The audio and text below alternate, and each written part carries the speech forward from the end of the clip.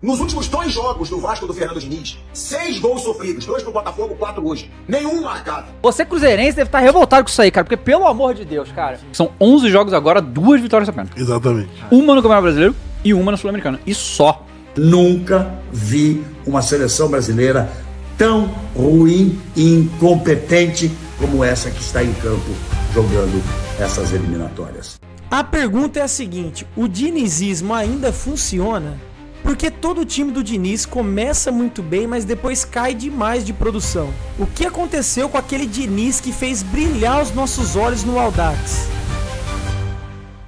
Um treinador que chegou a comandar a seleção brasileira e hoje está praticamente flopado e esquecido no Vasco da Gama. Vamos tentar entender por que essa metodologia do Diniz não tem dado certo aqui no Brasil. Então já deixa o seu like, comenta, se inscreva no canal e bora pro vídeo. O Diniz acaba ganhando visibilidade ainda quando treinava o time do Audax, né? Time esse que chegou ao vice-campeonato paulista em 2016. O que nos encantava no time do Audax era o estilo de posse de bola muito envolvente. Praticamente em todos os jogos o Audax tinha uma média de mais de 70% de posse de bola, independente de qual fosse o seu adversário. Nesse período eles golearam diversos times até chegar nessa final do Campeonato Paulista e um deles foi o São Paulo, que eles enfiaram 4-0, um absurdo, um jogaço de bola. Esse time estava brilhando os olhos de todo mundo e começou a ter muita atenção no estilo de jogo que o Diniz apresentava. Então ali parecia surgir um novo estilo de jogo para o futebol brasileiro, né? E a gente já pensava, cara, se ele conseguiu fazer isso com o Audax, imagino que esse cara não conseguiria fazer com algum time de ponta no Brasil. Um pouco depois do término do Campeonato Paulista e o Audax sem jogos a disputar durante o ano, ele foi convidado a treinar o time do Guarani. O Guarani decidiu contratar o treinador porque viu que ele tinha um potencial para subir o time para a primeira divisão do Campeonato Paulista. Mas a passagem do Diniz pelo Guarani durou somente 13 dias, porque o Atlético Paranaense atravessou a negociação e conseguiu convencer o treinador de ir treinar o Furacão. Depois do Atlético Paranaense, uma passagem até razoável, o Diniz começou a comandar clubes de primeira ponta do Campeonato Brasileiro. Ele passou por Fluminense em 2019, São Paulo, Santos e Vasco da Gama, e nenhum dos trabalhos foram bons. O time do Diniz tinha a maior posse de bola na maioria dos jogos, mas não tinha muita efetividade. E é aqui que a gente já pode começar a questionar alguns métodos desse trabalho do Diniz. E principalmente a saída de bola. São tantos lances bizarros que se eu fosse colocar aqui no vídeo, o vídeo teria pelo menos uma semana de duração. Essa saída de bola do time do Diniz é uma loucura. Para você que torceu para algum dos times que ele comandou, sabe que para ter um infarto na saída de bola é 2 palitos, cara. Agora vamos falar da melhor fase do Diniz como treinador, que foi essa volta para o Fluminense, onde o Diniz ganhou a Libertadores, ganhou Recopa, ganhou o Campeonato Carioca.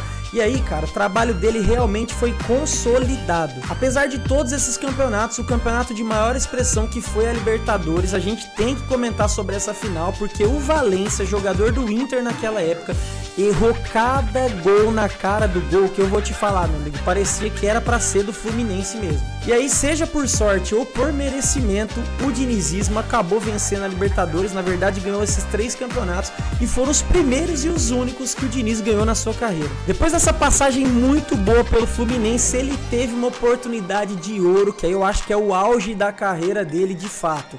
O cara foi chamado para treinar a seleção brasileira de futebol. Mas o que parecia um sonho para o treinador acabou sendo um tiro no próprio pé. Porque o Diniz só teve 6 jogos no comando da seleção brasileira. E desses 6 jogos o Diniz ganhou somente 2, que foi um jogo contra a Bolívia numa goleada na sua estreia e um jogo contra o Paraguai de 1-0. Depois disso foi só vexame. Os caras conseguiram empatar com a Venezuela, perderam do Uruguai, perderam da Colômbia e perderam da Argentina. Então isso foi o estopim e ele infelizmente ficou só 6 jogos na seleção. Na verdade eu não sei se é infelizmente ou felizmente, porque que passagem horrível pela seleção brasileira, onde o aproveitamento dele foi um pouquinho maior do que 38%. Depois de tudo isso ele sai da seleção brasileira e vai treinar o Cruzeiro, então ele recebe uma nova oportunidade de ainda treinar um time de ponta no Brasil. Ele treina o Cruzeiro durante alguns alguns jogos, mas já começa muito mal a sua passagem e acaba sendo demitido também. E o mais interessante é que ele descobre a sua demissão em uma coletiva de imprensa. Isso aí foi um absurdo, né? Tá ao vivo aqui e a informação é que você não continua no Cruzeiro. Depois de tudo isso, ele recebe uma proposta para treinar o Vascão. E aí, galera, vocês sabem como é que é, né? O Vasco por si só já tem a fama. E o cara chegar com dinizismo nesse time não dá muito certo, né? Então, cara, se você olhar os vídeos da saída de bola do Vasco, é coisa pra dar risada. Ele até começa muito bem o trabalho, só que nesses últimos jogos o Vasco só toma goleada. Eu espero que ele consiga fazer um bom trabalho. O Vasco também precisa dessa remontada, porque o time não aguenta mais ficar subindo e caindo para a primeira e segunda divisão. Mas a verdade é que também não dá para implementar qualquer tipo de jogo aqui no Brasil. Os zagueiros têm que rifar a bola, simplesmente rifar a bola. Mas eu quero saber aí a opinião de vocês, se você acha que o Diniz tá flopado, se o dinizismo já morreu e não tem mais espaço para esse tipo de futebol aqui no Brasil. Na verdade, na minha opinião, é muito difícil ele conseguir implementar esse tipo de metodologia, porque os zagueiros aqui estão acostumados a rifar a bola de qualquer maneira. O importante é que não seja gol do adversário. É muito difícil conseguir sair jogando sem tomar uma pressão ou fazer alguma cagada, que é o que acontece em quase todas as partidas dos times que o Diniz já comandou. E com o Vasco, cara, acho que é um pouquinho pior ainda, né? Porque os zagueiros têm uma qualidade muito baixa e eles estão todo jogo fazendo cagada na defesa. Mas eu quero saber de vocês, rapaziada, se vocês dariam uma chance pro dinizismo no seu time.